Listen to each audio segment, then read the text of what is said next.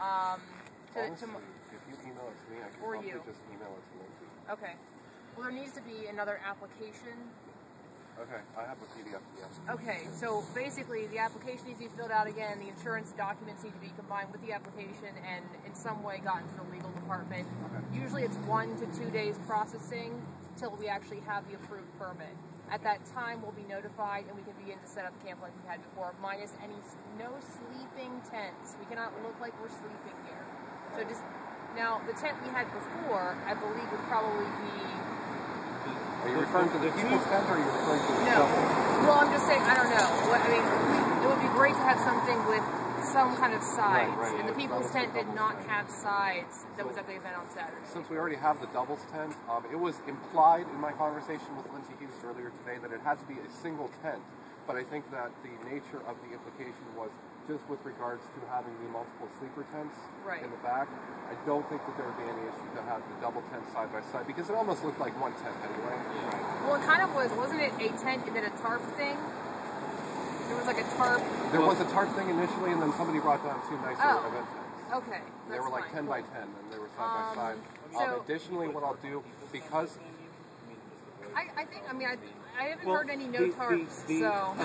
The professional event tents are offered to rent with or without sides. And you can get them two-sided, three-sided, or all four-sided. So I think, But we already have, they're over in Jacob's apartment. We have tents already. Right. They have some side protection. So I don't think we need to rent tents. I think those So I think the tents are taken care of all when everything is squared away with the...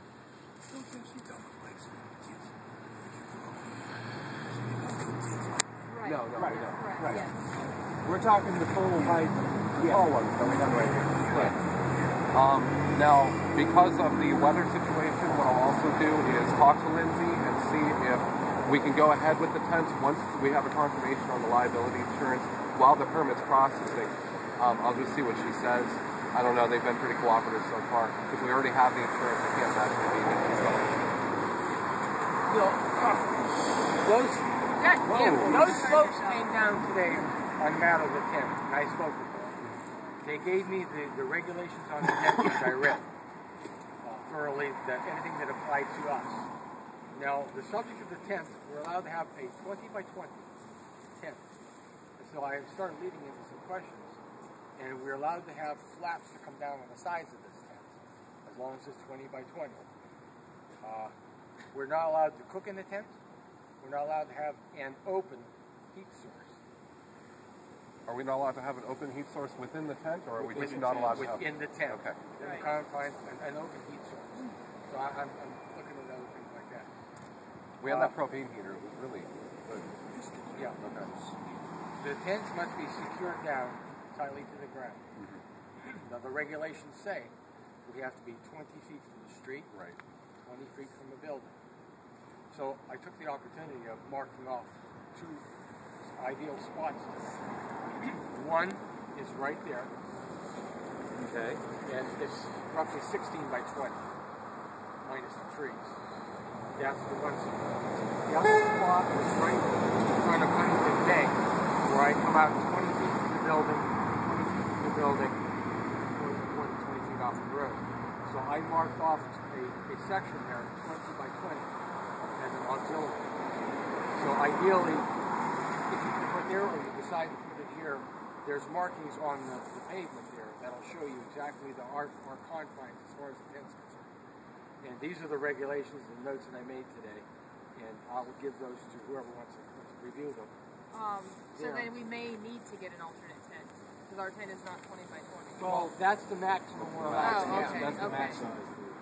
So we can have 2 smaller tents that equal within the size of 20 by 20? Is that... I don't see why not. If nothing else, it would be a stopgap. We can try that. And if they come down and say, no, they you come can't down have with billy 2 tents, clubs and start then we can say, okay, we misunderstood, and we'll get a single bigger tent. Tents and other membrane structures. Like I was saying, with the 2 tents that we have, regulations that they have, like the Italian test and everything downtown, that says 20 by anything bigger than a 20 by 20 tent is not allowed because you have to stake it in the ground these tents are going to have concrete buckets with like eye rings in them Right. to weight them down. Right. They're not going to accept it. Right. Yeah, they were very explicit on that today, and I reassured them. Well, naturally, we're going to have it. Well, yeah, all day long I was talking to Lindsay. I was like, oh no, we'll comply with whatever you tell, everything. That's what I told her. We were going to Just let us know what we have to do. That's as long as you give me the rules. Does anybody want these, or should I hang on to them? I'm Do you want fluent in them? legalese, so. I have a plethora of 5-gallon plastic buckets. I also have a plethora of eye bolts. I do not have any concrete. That's going to have to go up on the list of things that we need is some concrete or some sand. For those of you who have checked your email within the last few hours, you'll notice a scheduled spreadsheet embedded in the email. For those who haven't, it will be waiting for you when you get near a internet source and your email account. That schedule to be emailed, basically the idea is it's embedded in the email. As you're forwarded, you just keep replying all, and anybody adding their name and contact info for various shifts will just be included as you. It would probably be best too to remove those crazy email threads with all the emails as you do that to create less mess in reading it. But I think of those things, not everybody does. I have a hard copy of the same schedule, but I honestly, I don't know. What do you guys feel about the hard copy? Well, we should at least have it in the book here, and maybe update it, every couple of days. The spreadsheet and printing, I opted to do 3 24-hour schedules for more room versus one. So this can go in the book a little bit printed in paper bag, but this is acceptable, I guess. This is, a copy of the spreadsheet in a sense, broken down in 24-hour increments for 7 weeks. Okay. This gentleman right here volunteered for an overnighter. Okay. So I directed him to the People's Book to fill in his name and tentatively what night he wanted to stay. Okay. So you can coordinate that effort with him, and we can do that. Are you on the email list? I should be. Okay. I haven't checked my account for about a day ago. Okay. With regard to the emails, just this is an aside, I can't stress the importance of enough of clicking reply all, because there have been a number of emails that have been discussed with me that I didn't get, and I can only assume it's because somebody didn't click reply all. Yeah, I got a random email sent directly back to me today from something, but it wasn't pertinent, so I didn't bother to share it with the group. So, so I will put. Now, what overnighter? Do you have a specific one you're interested in, or? Tonight is a good possibility, as well as Thursday night. Okay. What's your email address so I can look at kind of found this? Walker Luke 79 email. Definitely be Yeah, I figured. I was watching guys get sick. And I was like, if there's one thing I can do is call it come down here. Help us get one of these right now you're not on the email. Somebody had also, I think you I will. Wait, no. Yeah. I'll call have to- list. So if somebody has to leave suddenly, there's a list of people who are willing to come down if they're nearby, and so you would discuss. Yeah, because I live close by, so like if somebody, like say if there was gonna be nobody here or something like that, or just one person or whatever. 6 blocks away. Exactly. So like I could be like, I'd be willing to, come down when I can, but instead of signing up for a specific shift, like if they really needed somebody, I want to be available for that. Yeah. Like what is it again? Walker Luke 79 at Gmail. How are you, Chris? Do you have anything to say? 79 at Gmail. Also. Your name is Mommy. And he loved Bubbles. He was there when I was sick. Yeah, Bubbles got dirty when he was sick. Sure did. He spit up all over him. And then my mom decided it would be okay to throw him away, which was not cool. It's trash. I'll probably take that with me. Now, does anybody know what day of the week the 29th falls on? Is probably Saturday after this. Okay. It's 7 days from the 22nd. We've been planning on having a larger event every Saturday anyway. I don't know if it's been officially discussed to have an official event every Saturday, but We're kind of planning on it, yeah. Yeah, it's been the general consensus. I don't know if everybody got the email. On the 29th, globally is the kickoff of Operation Robin Hood, which is an official statement from Adbusters, which is calling for a 1% financial transaction tax that will be used to fund. It would generate enough money to cover the U.S. deficit and fund any social welfare Explain that a little bit more program. for the people who maybe don't understand too what that is. And any environmental program indefinitely. What that covers is on Wall Street, when you have stocks, bonds, mutual funds, and a variety of other derivatives that transact, there's no tax on it. We're the only industrialized nation in the world that doesn't have a tax on it. Literally tens of thousands of these transactions occur daily, and the primary bodies that generate these transactions are banks. They do it with your money, they do it with my money, they do it with everybody's money. That's how they make money. They do these little trades all day long. They're not taxed. It's just a 1% tax, but it would generate billions. I think we should definitely participate in the Robin Hood demonstrations along with everybody else. How exactly is that executed? I briefly I'm not skimmed over entirely the email, so I was sure. There's wondering. more information forthcoming. I Okay. just got the email last night. Howard? At this point, we're having these general assemblies twice a day, every day. I would highly recommend that we bring that up either at the noon or 7:30 meeting on Saturday when we have a much larger group to present it to. Right. It's too early to make a decision. Right. Yeah, that's why, because each meeting will be summarized at the following meeting and so forth. And just to interject really quickly regarding Saturdays, because you weren't here last night, we basically, there's some musician of sorts that has been arranged, and that person will be playing, I believe, around 2 p.m. Prior to them, in the vicinity of 1 p.m., there is someone that someone knows is going to be speaking. Sheila Calco and George Calco. Okay. So they're going to be speaking around 1-ish, the musician around 2-ish, and Dr. Ray said he'd come back and do his little science thing. We could probably throw that at 3 or noon or later or whenever, so one of us... Well, I would suggest 3, because if we hold the General Assembly at noon, we're not going to have time for it to do it at the same time. That's correct, yes. So how does that information get back to him, Derek? Do you want to tell him? Should I tell him? They've been coming at least once a day, so we just leave that information to whoever's going to be here overnight. Chances are they'll be here in the morning. Additionally, there has been some very strong action on the part of MoveOn.org attempting to co-opt the movement. It's intense. They're trying really hard. They're talking about how much they've contributed and how they're continually contributing and how they're funding all kinds of things, and they have made some very significant contributions. Which consist of reposting videos and pictures that we've all been making and showing and standing around holding up. Pretty much that. Now, they have made some financial contributions to Occupy New York. Okay. However, and what it's about not any other significant. city? Right. It's not significant enough to justify what they're asking. It's like you throwing $20 in the pot and trying to pull off the national movement. when they already have a revenue stream that generates close to $50 million a year through MoveOn.org.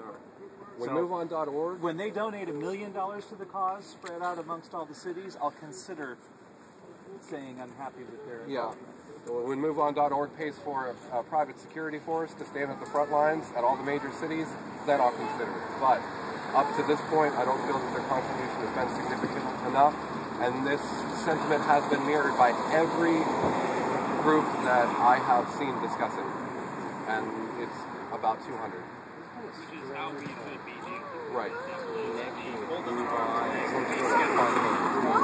have to remember that is their function. That is, of course, what they would do.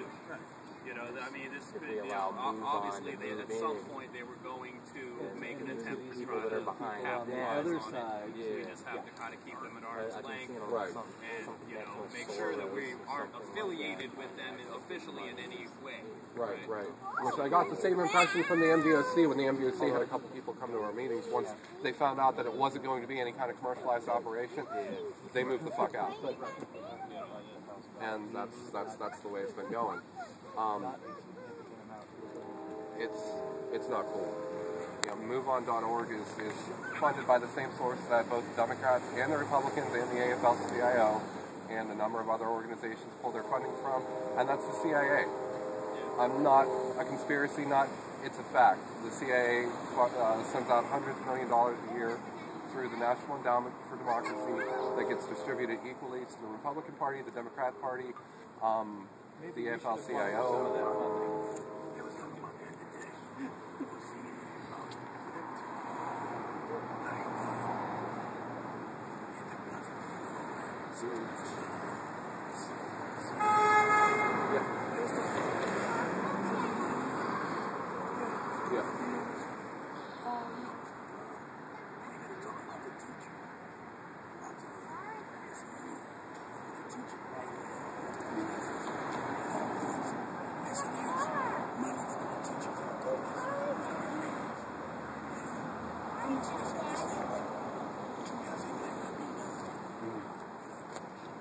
It goes back to what's referred to as, and this might sound racist, I apologize if it does.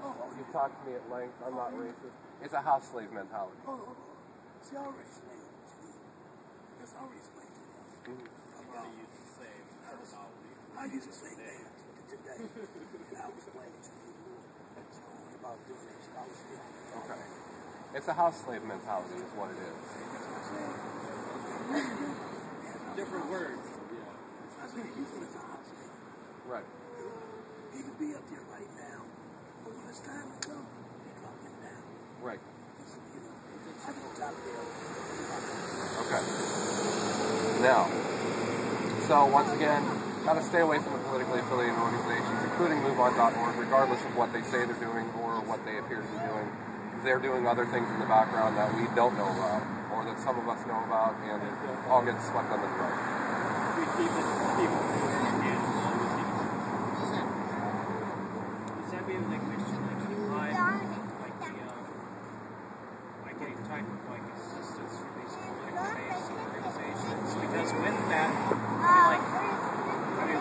that comes in, so whether we want to say that it's kind of like, it's kind of like people like, it's kind of like political campaigning, like where, there's nothing formally that said that there's something that's going to happen, but like, I think the difference is, I'm sure the money was very appreciated at Wall Street, right? But the line has to be drawn when it becomes Occupy Wall Street brought to you by MoveOn.org. Exactly. And that's the way MoveOn.org. If someone wants to work with us as equals, that's different than them wanting to come in and co-op and take cross those bridges when we come Right. to It goes on a case-by-case basis, and I think that's important. This is an argument that comes up locally very often because it's such a strong Democratic neighborhood, and we have people like Bobby Hagan, who is a fighter for the people. We happens to be part of the Democratic Party. We did take some contributions from Bob Hagan. We didn't take it from the Democrats. We took it from Bob. Bob's been a speaker. He's participated in our meetings, but he's done that as a civilian who happens to be a politician. I'm a civilian that happens to be a graphic designer. Alter's a civilian who happens to be an office lawyer. And that's how Bob comes to us. And that's the difference.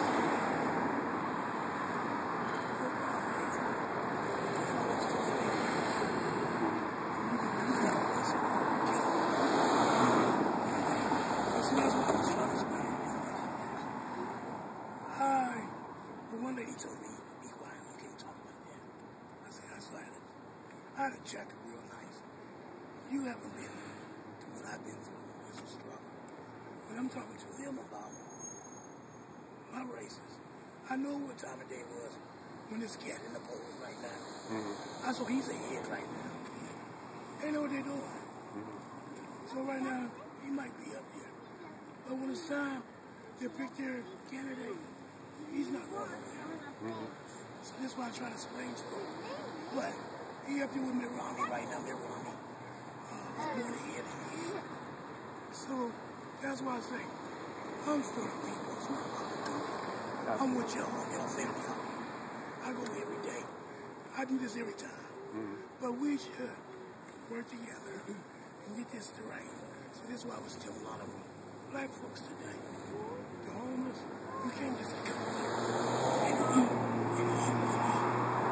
Come here and hold a sign up. If you hold a sign up, then you can have some. But they're not here to support you. So that's why I'm trying to stop this. Them from coming over here. I'm not stopping them from coming to participate. If you're going to participate, you tell me to participate. Don't just hang in the state. I know how they do. You know, so that's why I'll back up a little bit what y'all talking about. I keep my eyes on them. You know, but I'm still here with y'all. Right. You know, I ain't gonna let nobody hurt nobody out here. You know, we have kids out here. That's why I tell some of the grown people, watch your mouth when you're out here. Absolutely. Because you got kids out here. What they hear, they'll pick up and take home. And then their family wonder where they get it from. Coming from somebody who was held hostage at gunpoint in his own car for 5 hours by a Youngstown crackhead, your efforts with the homeless are appreciated. 2 years ago, I was held hostage in my car at gunpoint for 5 hours by a Youngstown crackhead who had me driving around every crack house on the south side.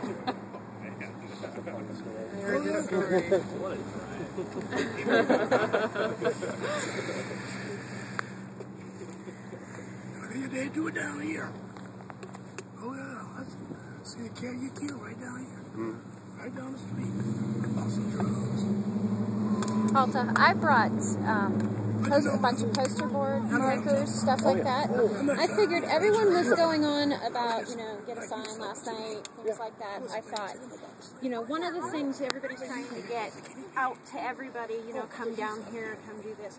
One of my things that I thought would be a really cool idea is when you guys are down here, people come up, start talking to you, they want to do stuff. Ask them if they want to write down on a sign their thoughts, their ideas, whatever, so that they can just be down here for whoever comes down. That sign resonates with them. They can take it, stand there with it, you know, support it, even if it's only for 5 minutes or whatever. You know, they had their sign, they got to say their piece. Now, and if they leave the sign, we'll keep using it. That's right. And I have a big pack of the large Sharpie markers I put in the box. I brought a bunch of markers too. I figured they'll probably walk off, so I think there's about 6 of them there. I also, you know, encourage everybody, why don't you guys on the Facebook page, stuff like that, put on there for the people that can't get down here, their thoughts, and we can even maybe write some of the good ones, or actually we should, all of them, on, you know, some poster boards too. And that way, you know, Saturday when there's a ton of people here, there'll be more signs because nobody's going to think to bring one. I didn't last night. Right. Yeah, we made them last week and we're like using the crusty sign. Alta. Like 30. I want to be here. I'll be going door to door. Can I do this when I'm going door to door? Ask the people what their thoughts and they can. Are you going door to door, and what are you going door to door for? What is Canvassing the west side for issue 2? Yeah.